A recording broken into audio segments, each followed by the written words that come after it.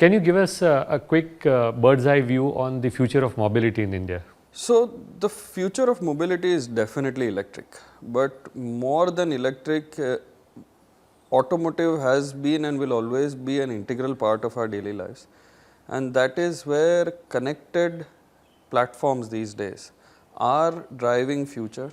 There is a lot of conversation happening around autonomous, there is a lot of conversation happening about vehicle to grid, electrification, and these are the large macro themes as far as the future of mobility is concerned. And specifically in this subject, the two-wheeler space is going to see phenomenal transition in the years to come. Electric vehicles inherently are driven by circuits, sensors, and a lot of communicating devices internally, and that is where the future, if it is anything less than connected, we believe the time is now for this transition to start.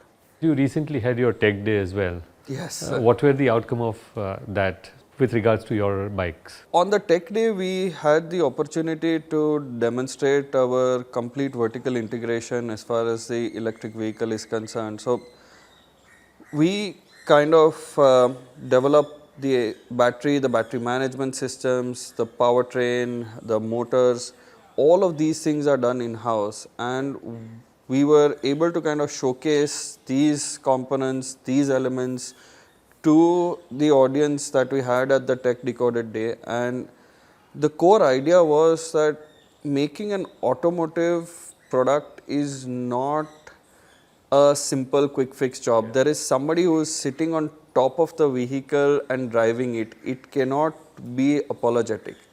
There has to be significant due diligence and care taken while designing a product, understanding all the use cases, the nuances in which the product is going to operate. I mean, in India, we have minus 20 to plus 50 degrees Celsius temperatures. We are going from sea level to 3000 meters in altitude. We are going from almost 5% humidity to 95% humidity.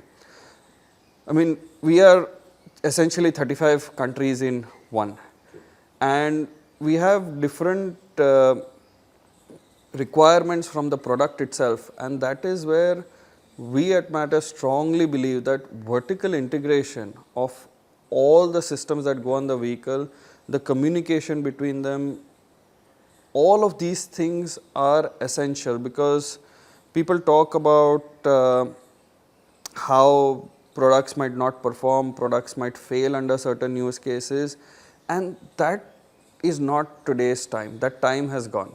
Today we are looking at unapologetic vehicles.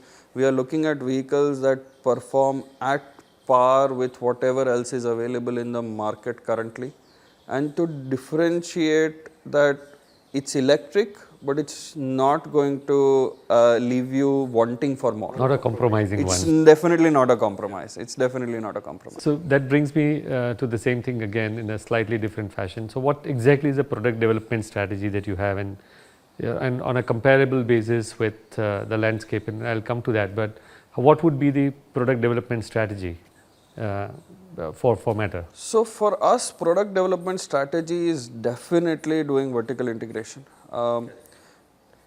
When we start designing a product, we are not dependent on somebody else's technology or somebody else's work people have done in the past few years.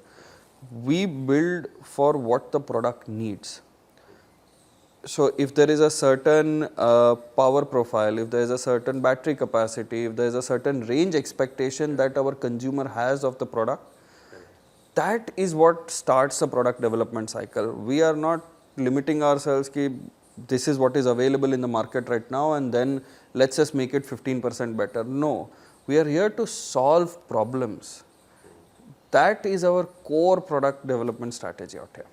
You know, this is fair to conclude in that sense that this is the competitive advantage you have over others by virtue of the vertical integration that you're doing. Some of the things that you've been able to take care of, it's not a straight import So I think somewhere this is something which might be giving you an No, edge. definitely. This is completely designed in India for India as a market, because we are one of the largest two-wheeler markets in the world. We understand what our needs are more than anyone. And that is where for us it is very necessary to build it to our needs. And again, people say that, in India, talent is not available and this and that. I beg to significantly disagree. We've always had the talent in the country, not many opportunities. And today we are really capitalizing on the team that we have at Matter. We've been able to handpick the best of the best, and that is where it's one of the advantages. But I will agree that yes, vertical integration and having complete control over product, the ability to make changes to adapt to a user's needs even after a vehicle is sold, is critical. But there has been a lot of conversation around the safety of the vehicle, typically the fire incidences that we've been reading in the media several times. What has Matter done for this? And what gives you an edge where those kind of things are not likely to be repeated here? So, fire safety is something that is very close to heart for us. So not only fire safety, for us, safety, security, reliability, performance, and using all of these four to deliver an unbeatable experience. This is what is at the core heart of our development philosophy. I mean, these elements are always taken into consideration, and at Matter, we have already been above and beyond what is being asked today. I mean, the government has created policies in terms of setting standards for what batteries should do and how should they perform.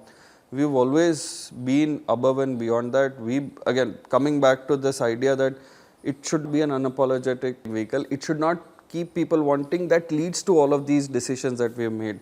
So, in terms of specifically addressing the battery topic, cells are becoming a commodity, and that is where cell performance over the last few years has always been consistent. It's how these cells are packaged to make a battery.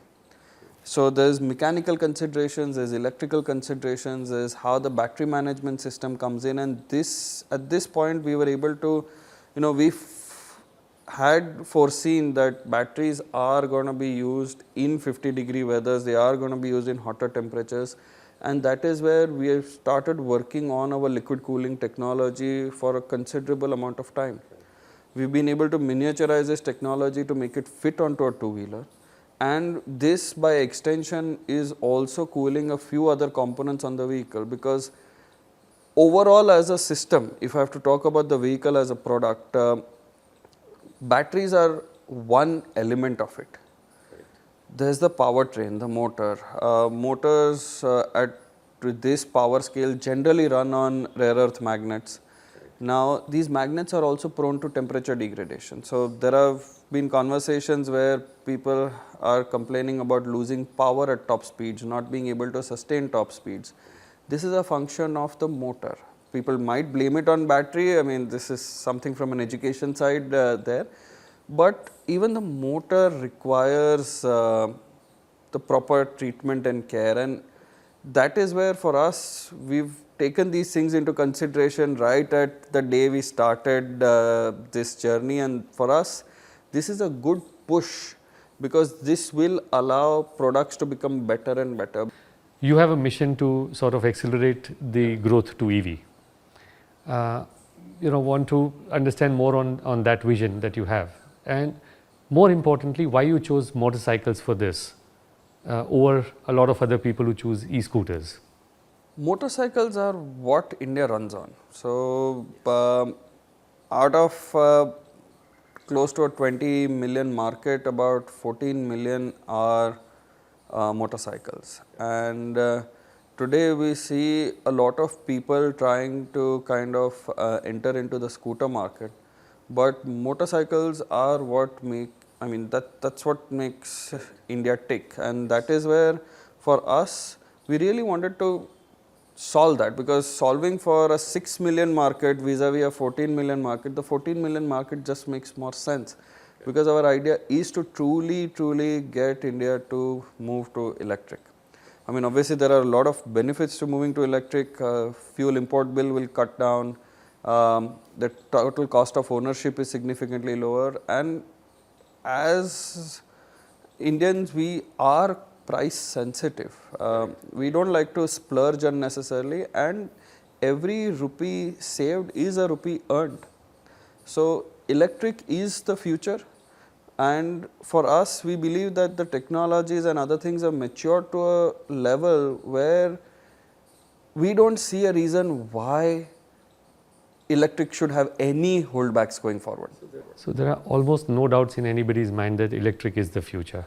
We do believe that electric is the future for all kinds of mobility. Then why the mass adoption has not happened as much as we would have wanted? What do you think are the reasons for lack of mass adoption to that extent? So, well, there is significant demand for electric vehicles and products. We've been seeing that trend pick up after the pandemic. We have seen significant jump in sales coming up. This year we'll probably be clocking in about 4 to 5 lakh vehicles sold by the end of the financial year.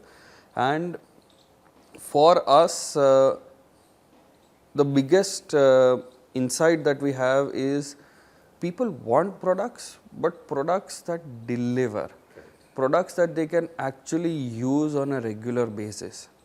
And when these products are not made available, see, the product has to solve a problem for the consumer, not the consumer adapting his lifestyle to a particular product. Bulk of what is available in the market is just allowing a consumer to say, yes, I own an electric, I'll probably do short drives, this, that. There's not a lot of confidence because it's not solving true problems. When you have a product which is actually sitting in line with internal combustion and competing bang on, that is where a consumer has a choice to make. Today, the choice doesn't exist. So we keep on saying that with petrol at near 100 rupees a litre, you don't need to sell electric by any means, it's automatic choice. But somewhere I think the products have not been fitting into the frame of a consumer. Is that the reason? That is precisely the reason. So, consumers want products. We have a lot of people who do assemblies in the country, and they are kind of helping adoption of electric to a certain extent. But those products do not really live up to consumer expectations, and that is where there has been some resistance to this transition, and we feel that what product we have is going to be just the first step. This is not the last step, this is the first step in driving home really that point that by the end of the decade we want about 30% adoption. I mean that's at least what the current government's been pushing out, saying that 30% of the vehicles to be sold are to be electric. This opportunity will require really good products to come out and for them to really capture the minds of the people. What is your marketing strategy in terms of your outreach across India? Is it a tier 1 city centric kind of distribution networks, or what are your plans on the network particularly? So, we strongly believe on touch and feel.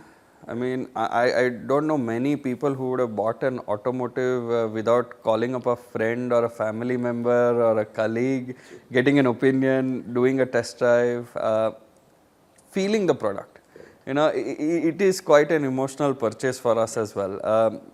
And it's a family purchase. It is a family purchase, and generally automotive is a capital purchase in this country. So, from that perspective, we strongly believe that there has to be physical touch points, and that is where there is going to be a lot of distributor presence from our side.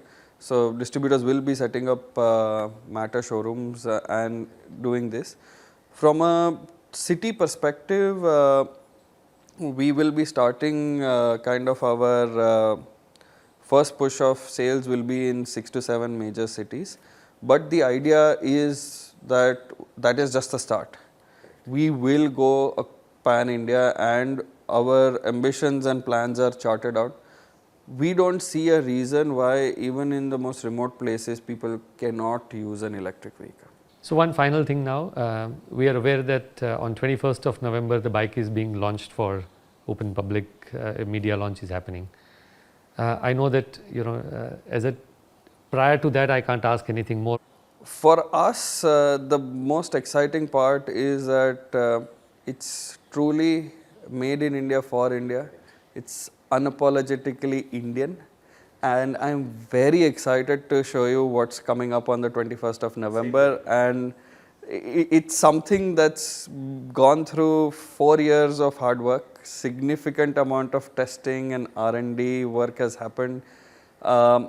There's about 300 people who worked on this product for the longest time, and that is where what we have to offer is really gonna set the standard in terms of what consumers should be expecting going into the future.